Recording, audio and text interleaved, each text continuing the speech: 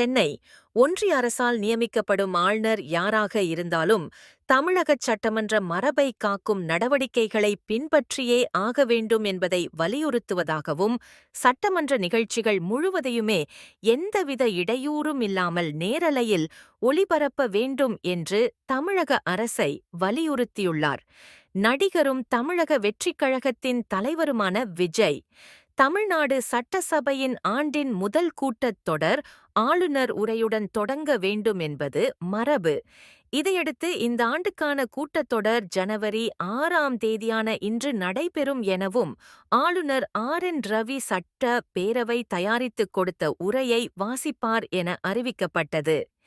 இந்த நிலையில் இன்று காலை 9:30 மணிக்கு சட்டசபைக்கு வருகை தந்த ஆளுநர் RN ரவியை தமிழ்நாடு சட்டசபை சபாநாயகர் அப்பாவு வரவேற்றார். அப்போது சபை நிகழ்வுகள் நேரலை செய்யப்படாத நிலையில் தொடர்ந்து சில நிமிடங்களிலேயே அவையை விட்டு ஆளுநர் வெளியேறினார்.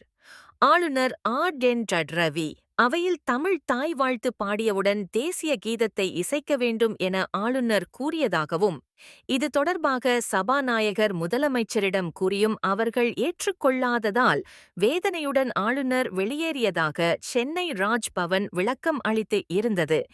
2025ஆம் ஆண்டின் முதல் கூட்டத் தொடரையே ஆளுநர் புறக்கணித்தது அரசியலில் பேசு பொருளாக மாறியிருக்கிறது. கடந்த ஆண்டும் அதற்கு முந்தைய ஆண்டும் ஆளுநர் உரை தொடர்பாக பல்வேறு விவகாரங்கள் எழுந்ததும் குறிப்பிடத்தக்கது. இதனையடுத்து ஆளுநருக்கு திமுக, காங்கிரஸ் கட்சிகள் கடுமையான கண்டனங்களை பதிவு செய்து வருகின்றன.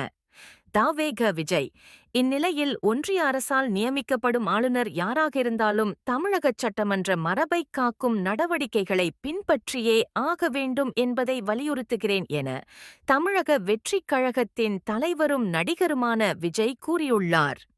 இது தொடர்பாக தனது எக்ஸ் பக்கத்தில் பதிவிட்டுள்ள விஜய், தமிழ்த்தாய் வாழ்த்து முதலிலும் தேசிய கீதம் இறுதியிலும் பாடப்படுவது தமிழகச் சட்டமன்றத்தின் ஆண்டாண்டு கால மரபு.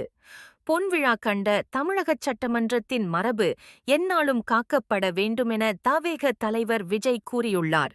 மேலும் செய்திகளை காண நியூஸ் பீட் டிவி சேனலை சப்ஸ்கிரைப் செய்யுங்கள். நன்றி, வணக்கம்.